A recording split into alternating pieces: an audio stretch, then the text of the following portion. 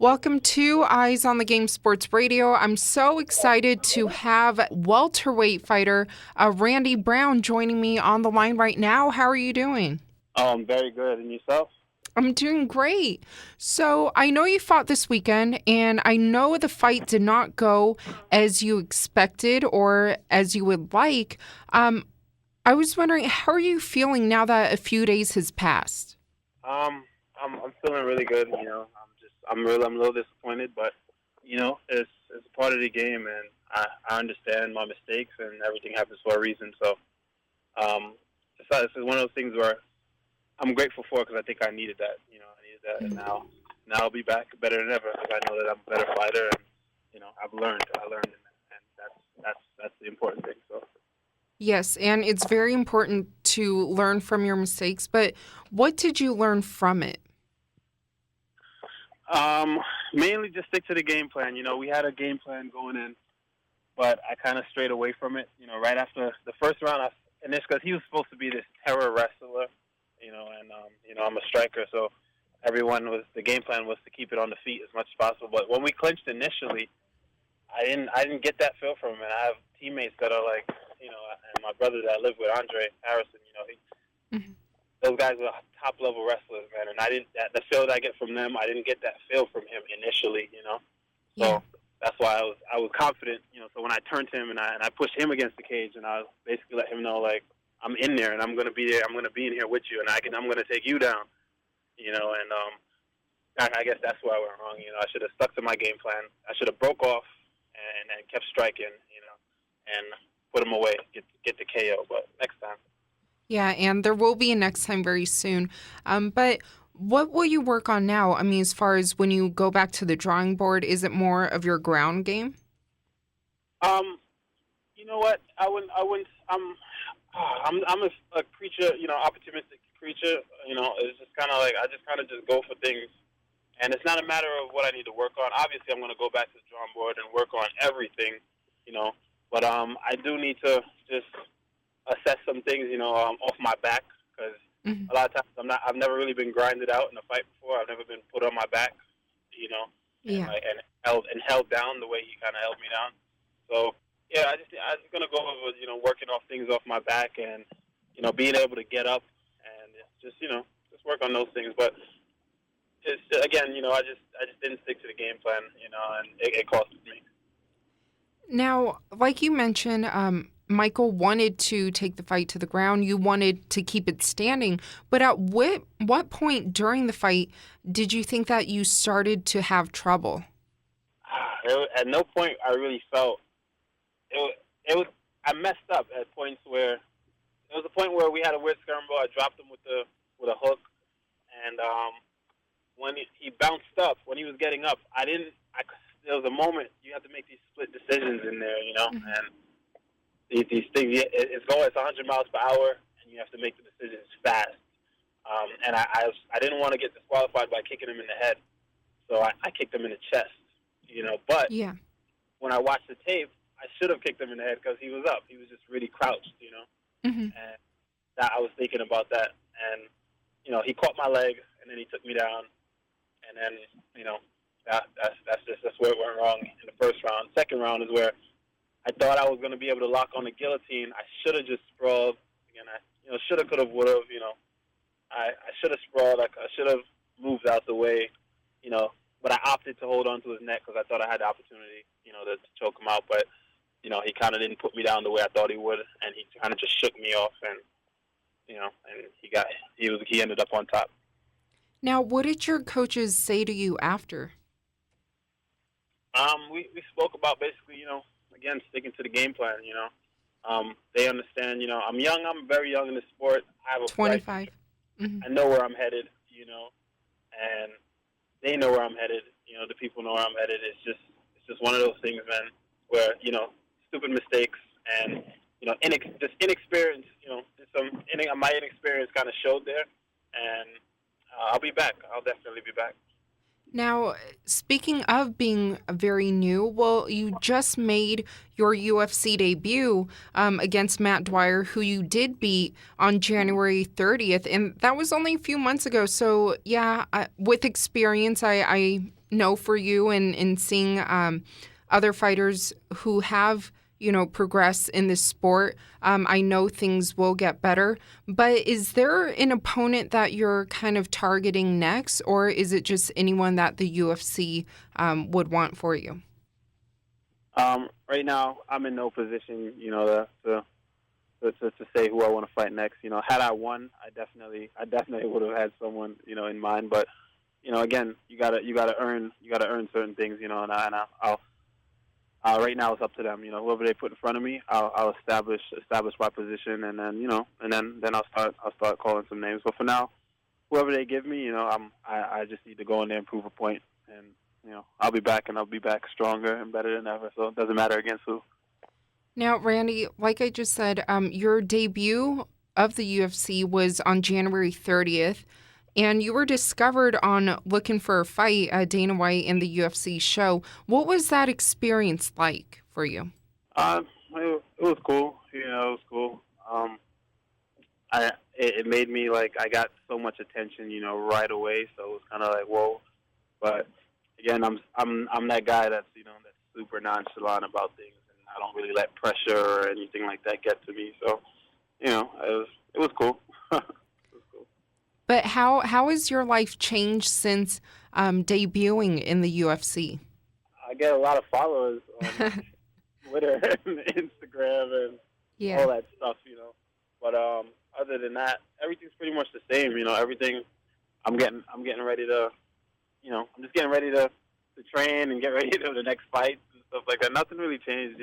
I have a little bit more money. Mhm. I didn't really. I was really broke. I lived in a gym for a while. I was able to get my own place and and start to be able to be independent and move on up. Slowly. So you only recently made your pro debut in 2014, though, right? Yeah. Yeah, so that everything has happened so recently. And like you said, I mean, you are making more money now and with more exposure. But take us back and take the listeners back to the beginning where it all started, because I read that you were going to college, but then you decided to start training full time, right? Yeah, I was going to TCI, right down the street from the Hansel Gracie Academy. And then what were you studying? I studied industrial electronics, IET. I actually wanted to be I wanted to like wire planes and wire trains and stuff like that. Oh, wow, that is so cool. Yeah, I wanted to be an engineer, but it's all good. So, what made you decide to pursue training full time?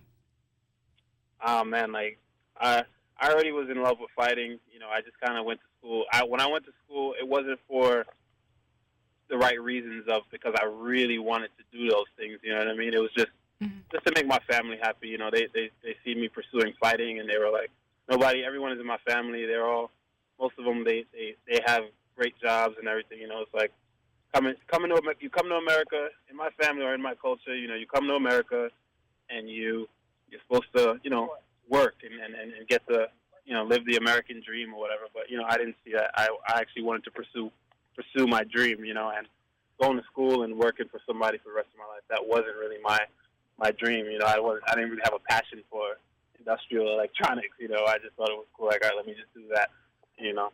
But I knew I was good, and I knew once I started training with a lot of the high level guys, and I was holding my own, and knowing, and I started to see where I stood, where I stand in the sport, and I was like, what, I can do this, and then I just I just decided to just jump in, I'm gonna jump in and I'm gonna do it, and I believed in myself and everyone. I had so much great people behind me, from Budokan Martial Arts Academy, everyone. I got tremendous support, even after this loss. If you just go look at my Facebook or Instagram and stuff like that, I get so much love, Yeah. and people are just behind me. The people are behind me. My country's behind me, and when I realized that I had that kind of pull and that kind of influence, I was like, you know what?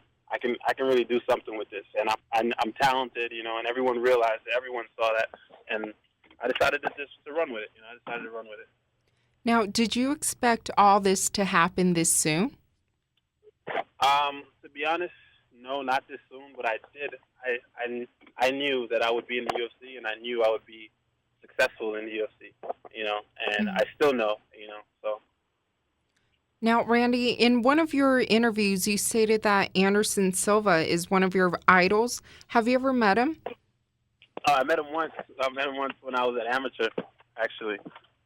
I was an amateur, and I was fighting in Ring of Combat as an amateur, and I was at a gym called Killer Bees, and he came and did a seminar one time, and I was able to meet him. I don't think he remembers me, though. Did he give you any advice that day, or was it just like a meeting?